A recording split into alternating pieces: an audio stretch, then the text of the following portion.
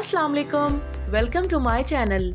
आइए देखते हैं कि आज हमारे किचन में क्या बनने जा रहा है। लेकिन ठहरिए ज़रा, please don't forget to like, share and subscribe.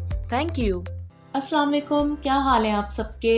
जैसे कि ईद कुर्बां करीब है और इस ईद की रेसिपीज़ में जो सर फहरिस्त रेसिपी होती है वो है कलेजी की। जी हाँ, आज आपके साथ शेयर करने जा रही हूँ बहुत ही आसान सी तरकीब कलेजी बनाने की, और साथ ही आपके लिए लेकर आई हूँ काफ़ी सारे टिप्स जिनको फॉलो करके आप बहुत ही शानदार किस्म की नरम, जूसी और बहुत ही मज़े की कलेजी बना सकते हैं। क्योंकि काफ़ी सारे लोगों के साथ ये इशू रहता है कि उनकी कलेजी या तो बहुत ही ज़्यादा डार्क हो जाती है या टेंडर नहीं रहती। तो आइए शुरुआत करते हैं और आज की इस वीडियो में आपको वो तमाम टिप्स एंड ट्रिक्स बताते हैं। तो सबसे पहले तो हमने क्या करना है कि कलेजी को साफ़ कर लेना है, और साथ में हमारे पास तिल्ली भी है, इसको हम सेपरेटली बनाएंगे, इसके साथ मिक्स नहीं करेंगे। काफ़ी सारे लोग इसको खाना नहीं पसंद करते, लेकिन ये मुझे बहुत मज़े की लगती है, बल्कि ऐसा लगता है कि बकरीद इसके बगैर अधूरी है। इसके अलावा ये दिल इसके अंदर अटैच है, इसको हम निकाल लेते हैं और दिल के कर लेंगे टुकड़े 1000। खैर जनाब, ये बकरे का दिल है, महबूब का दिल नहीं है कि इसके हज़ारों टुकड़े हो जाएंगे। तो इसके बस ये 8 ही पीसेस हो सकेंगे, तो वो हम कर लेते हैं।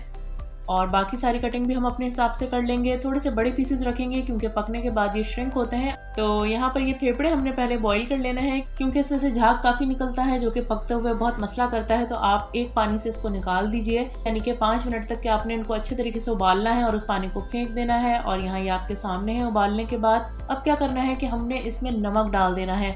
नमक डाल के आप बहुत अच्छे से इसको मिक्स करेंगे और सिर्फ 15 मिनट के लिए इसको छोड़ देंगे।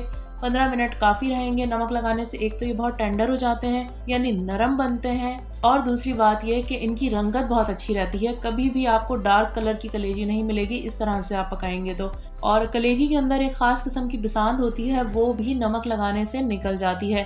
अच्छा, बकरे के जब भी कलेजी फेफड़े मुझे बनाने होते हैं तो मैं पूरा सेट मंगवा लेती हूँ और फिर अपने हिसाब से उसकी कटिंग कर लेती हूँ। तो इसको हम छोड़ देते हैं 15 मिनट के लिए और दूसरी जानिब हम चलते हैं। यहाँ हमने क्या करना है कि आधा कप ऑयल में 3 दरमियाने साइज़ की प्याज बारीक काट के डाल देनी है। इसको हमने फ्राई करना है। आप चाहें तो इसको पीस के भी ऐड कर सकते हैं या जैसे आपको सहूलत हो।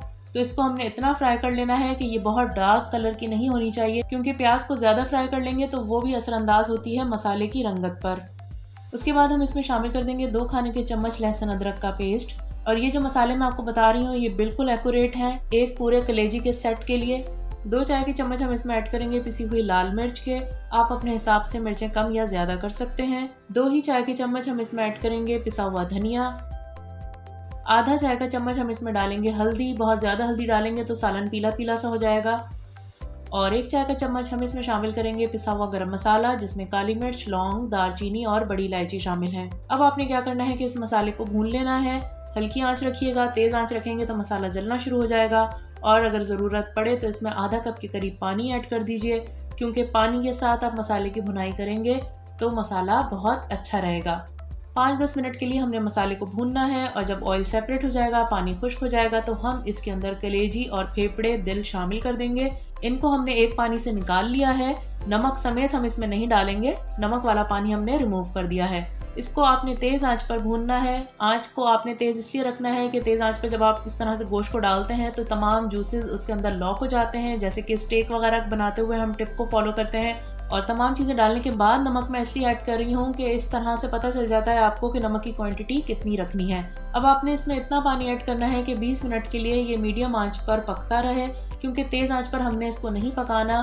कलेजी के हार्ड होने की वजह यही होती है कि हम आंच को तेज़ रखते हैं। तो मीडियम आंच रखेंगे और इसको ढक देंगे, और जितनी देर कलेजी और फेफड़े नरम होते हैं उतनी देर हम तिल्ली बना लेते हैं। तिल्ली में हमने कट्स लगा के इसको बहुत अच्छे से धो लिया है, और उसके बाद तवे पर थोड़ा सा ऑयल डालकर आपने इसमें नमक और काली मिर्च छिड़क देनी है और हल्की आंच पर इसको पकने देना है। बस इसको मीडियम आंच पर रखिए, 20-25 मिनट में ये भी पक के तैयार हो जाती है। दूसरी तरफ हम चेक कर लेते हैं कि मसाला हमारा कहाँ तक पहुँचा।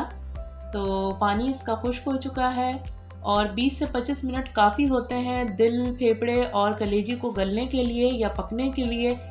और अब हमने क्या करना है कि इसमें आधा कप के करीब दही शामिल कर देना है। दही को आपने बहुत अच्छे से फेंट लेना है, उसमें ज़रा सा भी दाना नहीं रहने देना है। 3-4 आप हरी मिर्चें ले लीजिए, बारीक वाली हो तो फिर बहुत ही अच्छी बात है, क्योंकि इनकी खुशबू इस वक्त भुनाई करते हुए बहुत ही अच्छी आती है। तो ये दोनों चीज़ें डालने के बाद हमने आँच को मीडियम ही रखना है और इसकी करनी है भुनाई। तेज़ आंच करेंगे तो वही वाली बात कि कलेजी का सारा पानी खुश्क हो जाएगा और इतना मज़े का उसका फ्लेवर भी नहीं रहेगा और वो हार्ड हो जाएगी। 5-7 मिनट भुनाई के लिए काफ़ी हैं। इतनी देर में दही का कच्चापन निकल जाता है और यहाँ इस स्टेज पर आप चेक कर सकते हैं कि आपने ग्रेवी कितनी रखनी है, पतला शोरबा रखना है या मसाले को गाढ़ा रखना है। It's all up to you. और यहाँ मैं आपको दिखा देती हूँ कि कलेजी की क्या सूरत हाल है। ये आप देख सकते हैं कितनी सॉफ्ट है। अब हमने क्या करना है कि चूल्हा बंद करके ढक्कन ढक देना है ताकि जितना भी रोगन पकने के दौरान गायब हो गया है वो वापस लौट के आ सके। और उसके बाद आप सर्व कर लीजिए गर्मा गर्म रोटियों या चपाती के साथ। तो फिर कैसी लगी आपको ये आसान और बहुत ही खुशनुमा कलेजी की तरकीब? अगर पसंद आई है तो फिर कमेंट करके ज़रूर बताइएगा। मुझे इंतज़ार रहेगा आपकी राय का। अपना रखिएगा ख्याल। फिर मिलेंगे, तब तक के लिए अल्लाह हाफिज़।